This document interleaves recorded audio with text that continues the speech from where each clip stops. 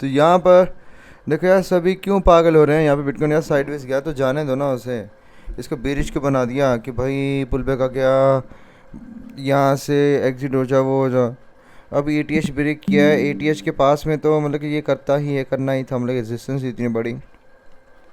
बस ये है कि 60,700 का लो तोड़ा तो दिक्कत हो सकती है, तो नीचे डीपर पुल बैक बन सकता है इसका। और ये तोड़ दिया तो फिर डीपर, फिर ऑल्टकॉइन भी 40-50% गिर जाएंगे, बट फिर से हमने कंटिन्यू अप ही करना है। Okay, it is only up.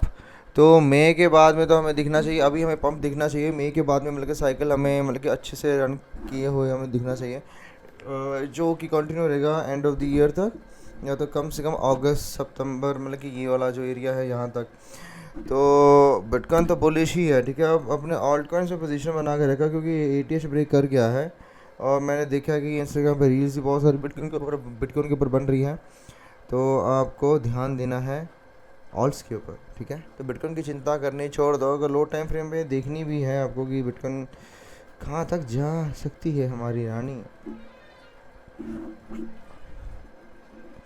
तो यहाँ पर मेरे को क्या लगता है कि ये जो कंसोलिडेशन है, तो मेरे को लगता है ये ऊपर ही टूटनी चाहिए। अगर नीचे आएगी तो मैक्स मतलब कि यहाँ तक 67,700 तक रहेगा। इसके बाद फिर कंटिन्यू अप करेंगे। तो मेरे को बेरिश, चाहे बिटकॉइन गिर भी जाए तब भी मेरे को मतलब कि मार्केट में बुलिश ही हूँ। हाई टाइम फ्रेम पे हम बुलिश है। वीकली देखो ना यार, वीकली काफ़ी अच्छा है।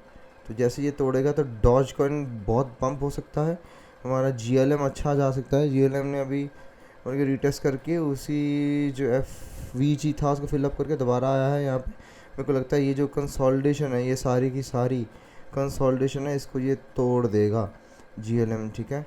जो ये कंसोलिडेशन दिख रही है ना आपको, हाँ, तो ये कंसोलिडेशन जो है ना, फाइनली हमें कंसोलिडेशन के ऊपर ब्रेकआउट देखने को मिलेगा, तो उस पर हम ध्यान दे सकते हैं।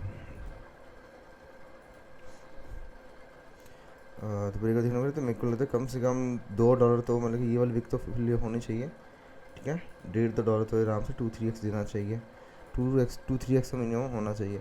अब इसके बाद में एजिक्स है, एजिक्स का भी वही है वीकली का, ठीक है। लोग डेली में इसको I think so double top की तरह मान के चल रहे हैं, पर मैं नहीं मानूंगा। चाहे डबल टॉप हो भी जाए तो ये पता क्या कर सकता है, अगर नीचे आना भी होगा इसको, ये डबल टॉप के बहाने मतलब कि यहाँ पे बन जाएगा, तो फिर यहाँ पे ऐसे करके ऐसे फिर ब्रेकआउट देखने को हमें मिल जाएगा, ठीक है। बट डबल टॉप अभी कुछ भी बेरिश होने की कोई भी ज़रूरत नहीं है।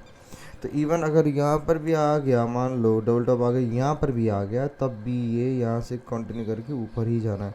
तो अगर आप लॉन्ग टर्म के लिए हैं, मिड टर्म है 5-6 महीनों के लिए, तो आपको कोई चिंता करने की ज़रूरत नहीं है। जो आपके कॉइन्स को होल्ड रखो।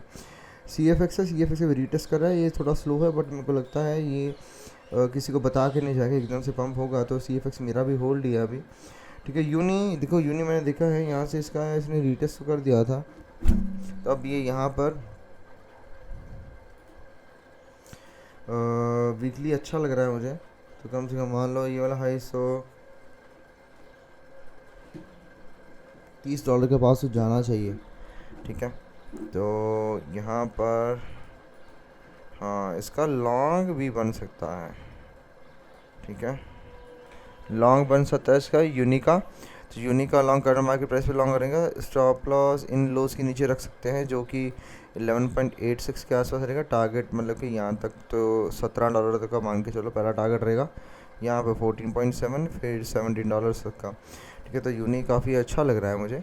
और उसके बाद में जो कॉइन्स अच्छे हैं, सुई देख, सुई पर निकल चुका है स्टील। अगर आपके पास सुई पहले से पड़ा हुआ है तो होल्ड रखो, ठीक है। सुई अच्छा परफॉर्म कर सकता है, उसका चार्ट अच्छा। सी पुल बहुत ही मतलब कि काफ़ी बुलिश, इसने ब्रेकआउट दे दिया है।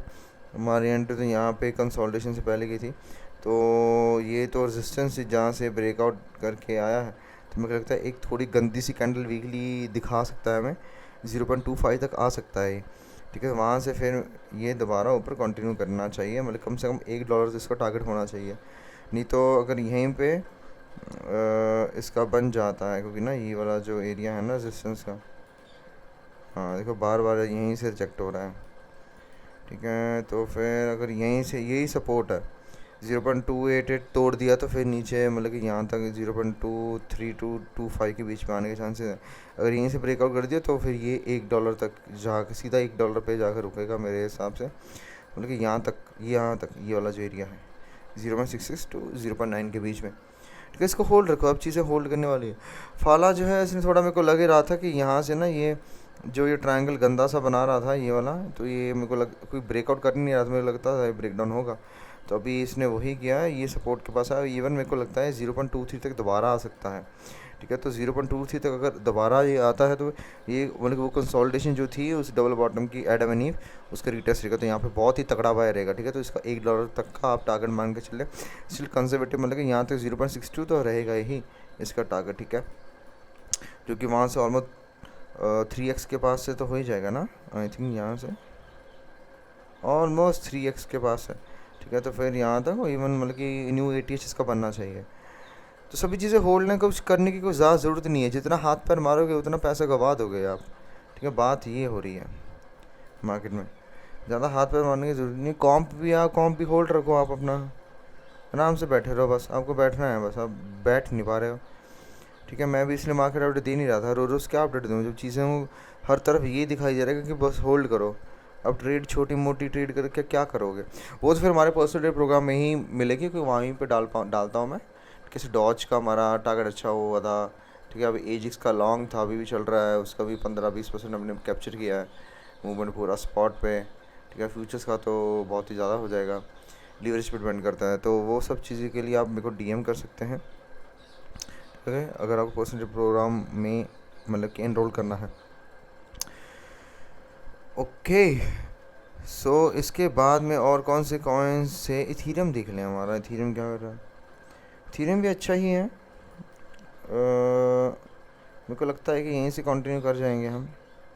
वीकली तो अच्छा ही है इथीरियम का, करेक्शन थी, हम न्यू ATH मतलब 5000 तक तो जाना चाहिए। मतलब कि अब यहाँ नेक्स्ट टारगेट जो रहेगा ना इसका यहाँ तक है, 4600 का नेक्स्ट टारगेट है इथीरियम का। और मतलब कि न्यू ATH कम से कम 10-12 हज़ार तो मिनिमम 10-15 हज़ार तो होना चाहिए इथीरियम का, ठीक है। और वही चीज़ें, सब चीज़ें अच्छी है, आराम से आपको बैठ के और कुछ नहीं करना।